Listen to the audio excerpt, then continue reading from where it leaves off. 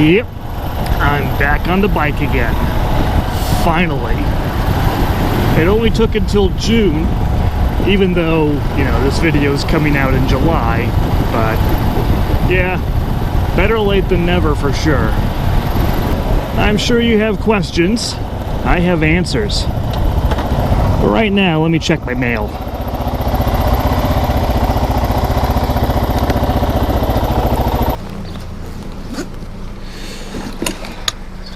Not quite fully back on my feet yet. Thanks to this, I can make it work.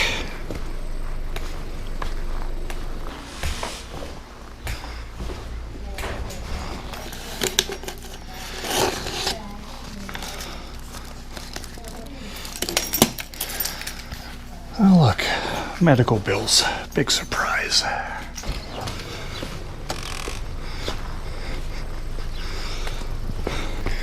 You may already see some changes on the bike. I will explain all shortly. Mail can go in here.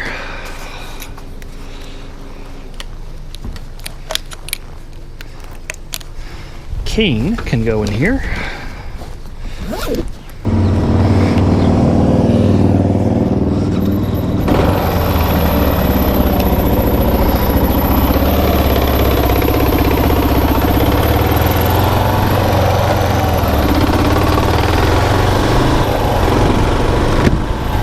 So it's been several months since I broke my foot. I had surgery mid-April.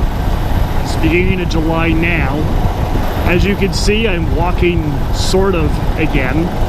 I'm off crutches and I'm using the cane, except for the occasional bad day when it hurts a lot and I'm going back to a single crutch. That's pretty rare though. I'm partially weight bearing now, cleared to go 100% weight bearing, probably by the time this video comes out. But what that means is finally my life's starting to come back together again.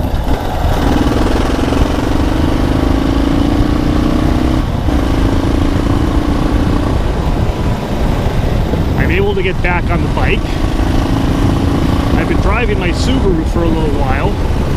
Stick shift, so I do need both feet for that, and that's working. My camper van has been in the shop getting its suspension fixed after my first camping adventure. I'm also planning to get a big oil leak fixed. I haven't had to change the oil on the van because it leaks it all out faster than it uses it or it gets dirty. Not a great situation. I am now mobile enough that I feel like I can take a camping trip all by myself, and I hope to do so very soon. I've made a number of changes to the KLR since I got back on my feet again. Probably the biggest change is going to be to my riding style for a little while. I was all about the dirt last year, but since this thing's not quite healed yet, I'm not taking that chance. I don't want to mess it up again. I don't want to drop my bike and not have the strength I need to pick it back up again when I'm out in the middle of nowhere. So the KLR is back into street mode at this time. It's not a permanent change, but it's definitely a change for now. As for the details of these changes, I figured I'd take us somewhere scenic so I could show you.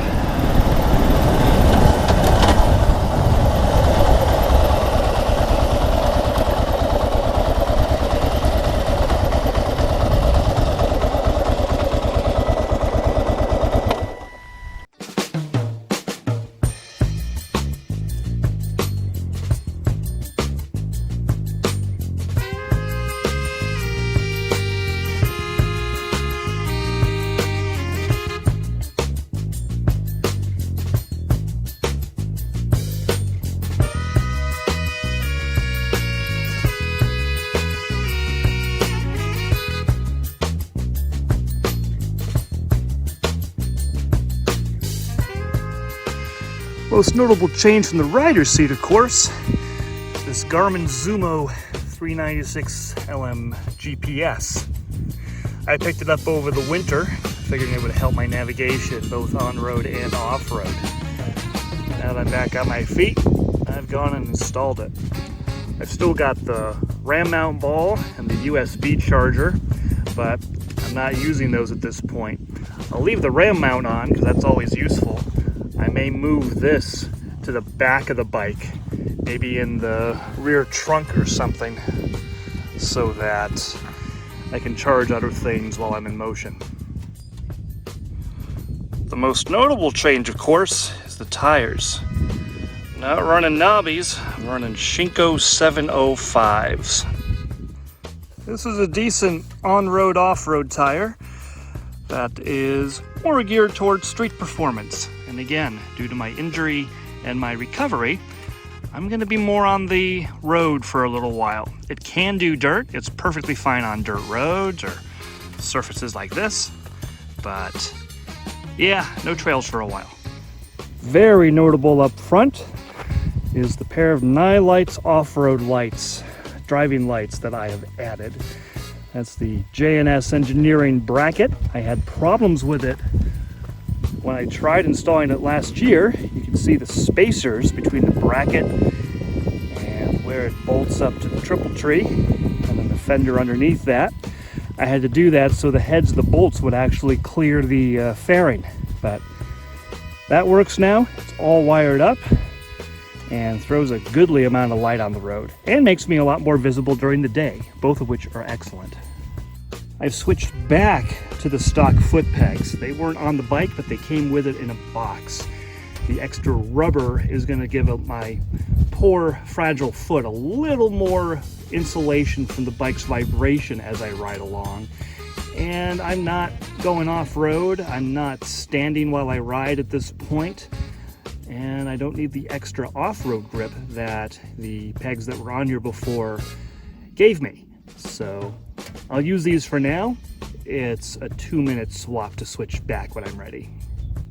I've also removed my OHRV registration stickers because they've expired at the end of June. And again, I'm not going trail riding again for a while, so I haven't renewed that.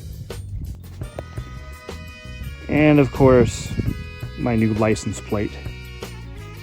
So that's what I'm calling G.I. Joe 2.0. Even though 1.0 didn't technically exist, that was last year's configuration before I got the plate, but whatever. My bike, my rules. All right, enough chit chat. Let's go ride.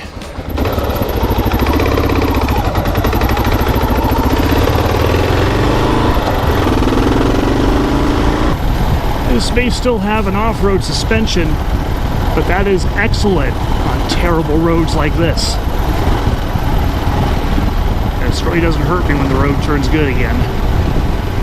No, it's definitely not as good a road bike as, well, all of my previous road bikes. But that's not the point. The point is that under the circumstances, it can become an okay road bike. It's perfectly comfortable on the street. I'm not afraid to tackle maintained dirt roads. Those will be in decent condition. I'll just stay off the trails and the unmaintained Class 6 roads for a little while.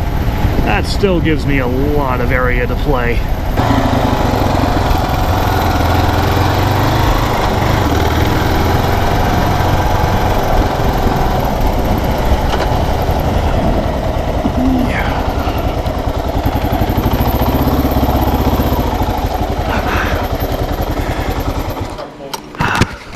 A little longer than a few minutes later. So, there sits my van, ready to go into that bay as soon as that repair is done. So I may have it all, should actually have it all fixed for the weekend. Your side of the road, butthole.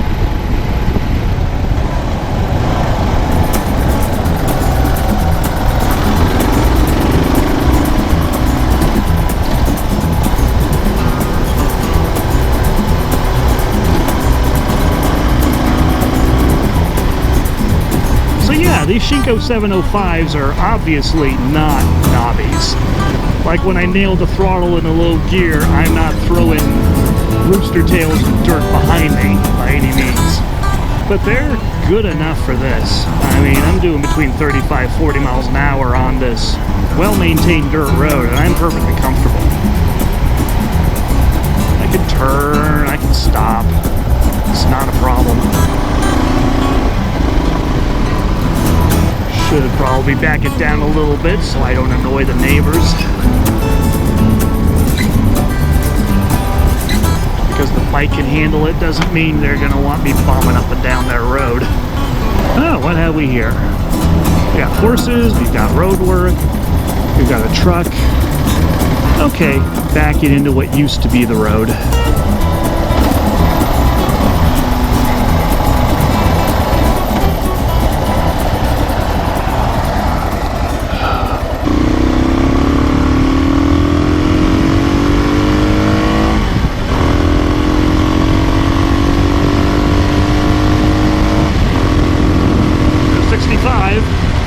And I gotta slow down.